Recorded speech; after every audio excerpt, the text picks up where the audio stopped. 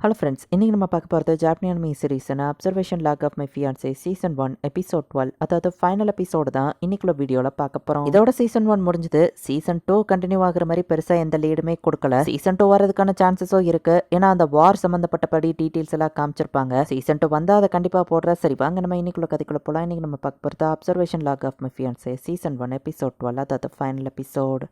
இப்போ பர்த்டேவோட வீட்டு தான் காமிக்கிறாங்க. நம்ம ஹீரோ பர்த்டேவோட வீட்டுக்கு தான் போயிட்டு இருக்கான். எங்கள் அக்காவை நான் அவங்களுக்கு விட்டு கொடுக்க மாட்டேன் அப்படின்னு சொல்லி பர்த்டேவோட தம்பி தான் வந்து பிரச்சனை பண்ணிட்டு இருக்கான். ஆயிட்டாங்க பர்த்டே ஸ்கூலில் வந்து கத்தி பிரச்சனை பண்ண அந்த பையன் தானே இது அப்படின்னு நம்ம ஹீரோ பார்க்குறான். இவன் எதுக்கு என்ன எதிரியா பார்க்குறான். நம்ம ஹீரோ பார்க்கவும் என் தம்பிக்கா நான் மன்னிப்பு கேட்டுக்கிறேன்னு பர்த்டே சொல்கிறா. நான் மட்டும் அவன் பொசிஷனில் இருந்திருந்தா கரெக்டான ரீசனாக தேடி கல்யாணத்தை நிப்பாட்டி இருப்பேன் அப்படின்னு நம்ம ஹீரோ யோசிக்கிறான். நான் தான் என் சிஸ்டரை கல்யாணம் பண்ணிக்கிடுவேன். ஏன்னா உங்களுக்கு ஹைரம் இருக்கும், நீங்கள் ஹீரோனியாவை தான் கட்டிக்கிடுவீங்கன்னு சொல்லப்போ டியா இது என்னது நம்ம ஹீரோ கேட்குறான். நான் தூக்கத்தில் வளர்னதை என் தம்பி கேட்டிருப்பான் போலன்னு டியா சொல்கிறா. நான் வில்லனஸ் ஹீரோனியாவும் ஃப்ரெண்ட்ஸும் தான் ஒன்று சேரணும்னு அவள் வளர்ன எல்லாத்தையும் அவன் கேட்டிருக்கான். பட் சாரி உன் சிஸ்டர் நான் தான் கட்டிக்க போறேன் நம்ம ஹீரோ சொல்கிறான். நீங்கள் பார்க்க ஹேண்ட்ஸமாக இருக்கிற ஒரு டீமன் கிங்கன்னு எனக்கு தெரியும்னு தம்பி சொல்லவோ நான் இதை சொல்லலை அப்படின்னு பர்த்தியா சொல்கிறான். எங்கள் அப்பா தான் அப்படி சொல்லுவாருன்னு அந்த தம்பி போட்டு கொடுத்துட்டான். என் பொண்ணு கிட்ட இருந்து பிரிச்சு கூட்டிட்டு போறீங்க அந்த மன வருத்தத்தில் அப்படி பேசிட்டேன் அப்படின்னு அவங்க அப்பா சொல்லவோ பர்த்தியா ஒரு வில்லனஸ் நாங்கள் 2 பேர் தானே ஜோடி சேர்ந்தா கரெக்டாக இருக்கும் நம்ம ஹீரோ கேட்கவா அதுவோ கரெக்ட் தான் அப்படின்னு பர்த்தியா சொல்கிறா. லாஜிக்கே இல்லாத ஒரு லாஜிக் அவள் தம்பி கிட்ட சொல்லி அவள் தம்பியவோ கடைசியில் ஒத்துக்கிட வச்சிருந்தாங்க. அவன் நான் மேரேஜ் பண்ணிட்டோம்னா நான் உனக்கு ஓல்டர் பிரதர் ஆயிடுவேன், உனக்கு ஒரு ஓல்டர் பிரதர் வேணாமான்னு கேட்கவும் எனக்கு வேணும் அப்படின்னு நம்ம யோசிக்கிறான். அண்ட் எப்பனாலும் நீ என்னை பார்க்க அரண்மனைக்கு வரலாம்,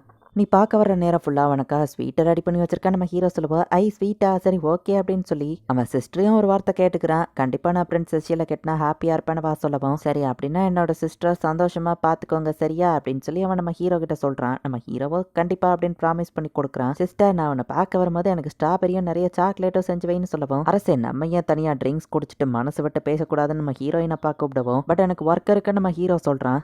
பர்த்தியோட அப்பா மேலே ரொம்பவே பாசம் வச்சிருக்காரு. ஃபைனலி உங்களுக்கான கல்யாண நாளும் வருது.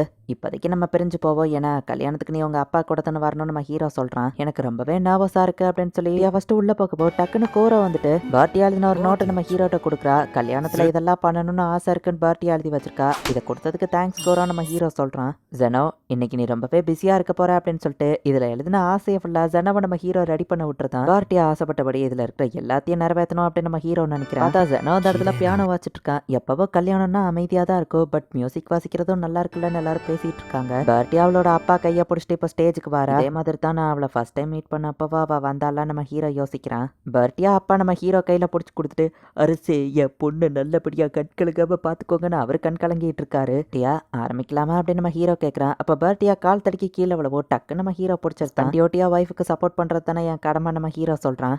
வழக்கம் போல் சர்ச்சில் நடக்கிற கல்யாணம் மாதிரி தான். யாருக்காச்சும் இதில் அப்ஜெக்ஷன் இருக்கா அப்படின்னு சொல்லி கேட்குறாங்க. யாருமே அப்படி சொல்லலை.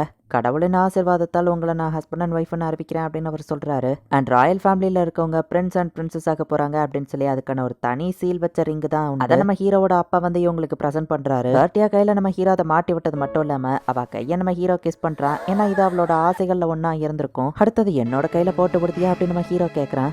அவளாவே விருப்பப்பட்டு என் கையில் ரிங்கை போட்டு விட்டுருக்கா. இதுவே எனக்கு ரொம்ப ஹாப்பி தான் நம்ம ஹீரோ நினைக்கிறான். யோ மே கிஸ் த பிரைட் அப்படின்னு சொல்லுவோம்.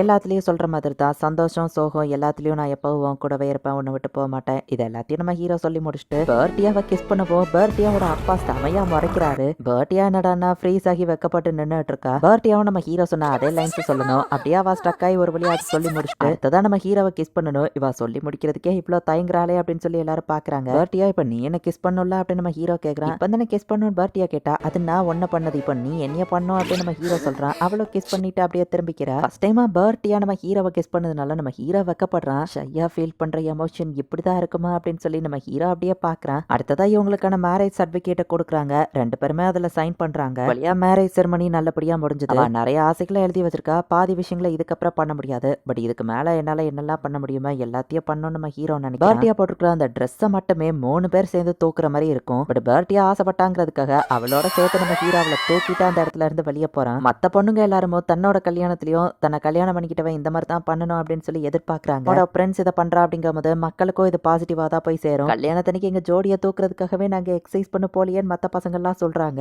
நானும் இதையே பண்ணா மிஸ் ஜோனா ஹாப்பி ஆவாங்களா அப்படின்னு சொல்லி நம்ம ஹீரோவோட தம்பி ஷான் பாக்குறான். இப்ப அடுத்ததா பொண்ணுங்களுக்கு பொக்கேவை தூக்கி போடுறது இதுவுமே பர்ட்டியாவோட ஆசையில இருந்தது அப்படிங்கிறதுக்காக தான் இதை பண்றாங்க. யார் அந்த பொக்கேவை பிடிக்கிறாங்களா அவங்களுக்கு தான் அடுத்து கல்யாணம் நடக்கும் அப்படிங்கிறது தான் இதுக்கான ஐதீகம். ஜெனோவை வச்சு செஷியலும் முன்னாடியே இதுக்கு ஏற்பாடு பண்ணிட்டான். கேப்சர் டார்கெட்ஸா இருந்தவங்களோட ஜோடியில இருக்கிற பொண்ணுங்க தான் இதை பிடிக்கணும் அப்படின்னு ட்ரை பண்றாங்க. பர்ட்டியா தூக்கி போடவோ டக்குனு பார்த்தா கூரை ஜம்ப் பண்ணி அதை பிடிச்சிருத்தா. இது ஒன்னும் பால் கிடையாது, தூக்கி போட்டோன்னு எடுத்துட்டு வர்றதுக்கு. கூரோ நீ தான் அதை பிடிச்சிருக்க, சோ மாத்த முடியாது அப்படின்னு பர்ட்டியா சொல்றா. அடுத்தது உனக்கு தான் கல்யாணம் நடக்க போதுன்னு பர்ட்டியா சொல்லவோ கோரா வந்துட்டு ஜெனோவை பாக்குறா. ஆக்சுவலி ஸ்பிரிட்ஸ் வந்துட்டு ஹியூமன் ஃபார்ம்ல இருக்கிறதுனா அவங்க ஒரிஜினல் வயசு கிடையாது. நம்ம ஹீரோவா அதை நோட்டீஸ் பண்றான். அங்க இருக்கிற பொண்ணு மேல பாஞ்சிட்டேன்னா எனக்கு தான் கெட்ட பேர் வரும், கண்ட்ரோல் ஆகிரி நம்ம ஹீரோ ஜெனோட்ட சொல்றான். நான் அந்த மாதிரி கிடையாதுன்னு ஜெனோவோ சொல்றான். பர்ட்டியாவோட ஆசை லிஸ்ட்ல இருக்கிற மாதிரியே பூவை போட்டு எல்லாரையும் உங்களை வழி அனுப்பி வைக்கிறாங்க. பர்ட்டியா அதை பார்த்து ஹாப்பி ஆகுறா. ஜெனோ கிட்ட சொல்லி ஒரு ஃப்ளவர் ஸ்பிரிட் மூலியமா தான் இந்த ஏற்பாடு நம்ம ஹீரோ பண்ணியிருக்கான். இப்படியே பர்ட்டியாவோட ஆசையில இருக்கிற கேக்க வெட்டுறது, பாட்டுக்கு டான்ஸ் ஆடுறது அப்படின்னு எல்லா விஷயங்களையும் நம்ம ஹீரோ அவளுக்காக நிறைவேற்ற ஆசையில எப்படி கரெக்டா நிறைவேற்றினீங்க பர்ட்டியா கேட்கவும் இதுதான் என்னோட சீக்ரெட் வெப்பன் நம்ம ஹீரோ அவளோட நோட்டை காமிக்கிறான். கோரோ தான் இதை என்கிட்ட கொடுத்தா நம்ம ஹீரோ சொல்றான். பர்ட்டியா ரொம்பவே வெக்கப்படுறா. இப்போ 2 பேரும் கிஸ் பண்றாங்க, அப்படியே ஒன்று சேர்றாங்க. இப்போ கொஞ்ச நாள் கழிச்சு காமிக்கிறாங்க. ஹனிமூனுக்காக இவங்க கிளம்புறாங்க. வண்டி பின்னாடி சைலன்சர் சவுண்ட் வேற மாதிரி இருக்கணும்னு அவ லிஸ்ட்ல எழுதியிருப்பா. பட் நம்ம ஹீரோக்கு அது என்னன்னு தெரியாதுங்கிறதுனால வண்டி பின்னாடி இரும்பு கேன்ஸை கட்டி விட்டுருக்கான். இப்படி சத்தம் வர்றதுல என்னதான் இருக்கும்னு தெரியல. நம்ம ஹீரோ கன்ஃபியூஸ் ஆகுறான். ஹாபிட்ட பாருங்களேன், அதோட குட்டியோட அழகா இருக்கு, நமக்கும் இதே மாதிரி தான் குழந்தை பிறக்கணும் அப்படின்னு பர்ட்டியா சொல்றா. அதை அவளே சொல்லிட்டு அவளே வெக்கப்பட ஆரம்பிக்கிறா. அப்படின்னா ஒரு பொண்ணு பிறக்கணும், என்னோட ஹேர் கலர்ல இருக்கணும். டியா என் கூட சேர்ந்து ஒரு ஹாப்பியான வாழ்க்கையை நடத்தவனுக்கு சம்மதமா நம்ம ஹீரோ கேட்கறான். கண்டிப்பா அப்படின்னு பர்ட்டியா சொல்றா. கல்யாணம் முடிஞ்சு கொஞ்சம் கொஞ்சமா ஒரு குயினுக்கு ஏத்த மாதிரி டியா நடந்துக்கிட ஆரம்பிக்கிறா. கரெக்டா 1 வருஷம் கழிச்சு காமிக்கிறாங்க. இவங்களுக்கு நடந்த கல்யாணம் மாதிரியே மத்தவங்களுக்கும் வெட்டிங் இவெண்ட் அரேஞ்ச் பண்ணணும் அப்படின்னு பர்ட்டியா கிட்ட எல்லாரும் ஹெல்ப் கேட்கறாங்க. பர்ட்டியா அதுக்காக ஒரு புக்கே எழுதி பப்ளிஷ் பண்றா. அதுவோ ஹிட் ஆகுது. சார் செஷியல் ஒரு முக்கியமான பெரிய விஷயம் அப்படின்னு பர்ட்டியா சந்தோஷத்தோட நம்ம ஹீரோ கிட்ட எதையோ சொல்ல வரா. உண்மை என்னன்னா நான் அப்படின்னு வா சொல்லவும் நம்ம ஹீரோவும் அதை கேட்டுட்டு அப்படியே ரொம்பவே ஹாப்பி ஆகுறான். கூட இருக்கும்போது எனக்கு போரே அடிக்கிறது இல்லை அப்படின்னு நம்ம ஹீரோ யோசிக்கிறான். இந்த இடத்துல இந்த எபிசோட் முடியுது. ஸோ இதோட சீசன் 1 முடிஞ்சுது. அண்ட் நமக்கு பெருசா ஏதோ ட்விஸ்ட் இருக்கிற மாதிரிலாம் கதையை முடிக்கல. பாசிபிலிட்டிஸ் ரொம்பவே கம்மி தான். பட் மற்ற சினாரியோ எல்லாத்துலயுமே பக்கத்து கண்ட்ரி வந்துட்டு நம்ம ஹீரோ நேஷனை வார் தொடுத்து வருவாங்க அப்படின்னு சொல்லியிருந்தாங்க. ஸோ சீசன் 2 வந்தா அது நடக்கிறதுக்கான வாய்ப்பு இருக்கு. சீசன் 2 வந்தா நான் எக்ஸ்பிளைன் பண்ணி போடுறேன். தேங்க்யூ ஃபார் வாட்சிங். Bye guys. இன்னொரு புது அனிமேல ஃபர்ஸ்ட் எபிசோட்ல மீட் பண்ணலாம்.